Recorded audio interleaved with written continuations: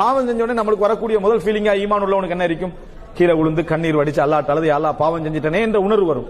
பாவம் செய்யாத ஒரு மனிதனுடைய ஃபீலிங் எப்படி இருக்கும் என்று சொன்னா, பாவம் நான் செய்யல, நான் என்ன இன்றைக்கும் இவ்வளவு பாவத்தையும் செஞ்சுட்டு நம்மகிட்ட உள்ள ஃபீலிங் நம்ம என்ன நம்ம எல்லாம் உட்கார்ந்து தனிப்பட்ட ரீதியா உள்ளத்துக்குள்ள பேசுனீங்கன்னா, நீங்க என்னென்ன பாவம் செய்றீங்க அப்படின்னு உங்களோட உள்ளத்தோட கேட்டீங்கன்னா, நான் என்ன பெரிய பாவம் செய்றேன் உங்களுக்கு ஞாபகமே வராது.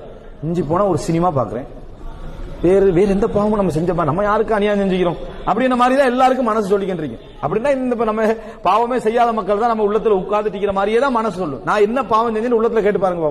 190% இந்த சினிமாவையும் யாரை பத்தியா புறம் பேசியிருப்போம். இதை தவிர சுபஹானல்லாஹ் நான் வேற எந்த பாவமும் நான் என்ன செஞ்சதில்லை. எவனுக்கு நான் அநியாயம் நினைச்சதில்லை. 100 பேருக்கு மேல நினைச்சிருப்பான். ஆனா அவனுக்கு மறந்து போயிடும்.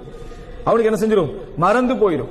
இந்த மாதிரியான மனநிலை தான் நிறைய பாவம் நினைச்ச உடனே நான் எவ்வளவு பாவம் செஞ்சுக்கிறேன் நிறைய பேருக்கு ஞாபகமே வருது இல்ல.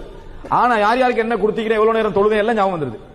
அப்படின்னு நமக்கு பெருமையுரிய விஷயத்தை சைத்தான் என்ன செய்யற அவசரமா ஞாபகப்படுத்தி தருவதை பார்க்கும். பயான்களை எடுபடுறதுல சொல்லுங்க பாப்போம். இதே பிரச்சனை தான். எங்கேயாவது ஒரு பயான் நடத்த நல்ல பணிவோடு வாழ வேண்டும் என்று சொன்ன உடனே பக்கத்தில் உள்ளவனை பாக்குறது என்னது, இவனுக்கு தான் நேரடி பயான். யாருக்கு? இந்த பக்கத்தில் உள்ளவனுக்கு தான் பயான் அப்படியே நினைக்கிறது. இதனாலதான் எல்லாரும் பக்கத்தில் உள்ளவனை பாக்குறதால யாருக்கும் எடுபடுறது இல்லை.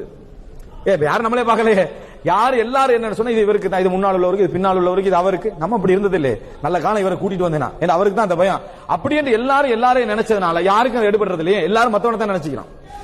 அப்ப என்ன நமக்குரிய பகுதி நம்ம அதிகரிச்சுக் கொள்ளணும், குறைச்சிக் கொள்ளணும், மாற்றிக்கொள்ளணும், திருத்திக் கொள்ளணும் என்ற விஷயங்கள் இதுல இருக்குது அப்படின்னு நம்ம நினைக்காதனால பெருமை. அப்ப பாருங்க, பெருமை எவ்வளவு பெரிய ஒரு திரை, பெருமை எவ்வளவு பெரிய ஒரு திரை என்று பாருங்க.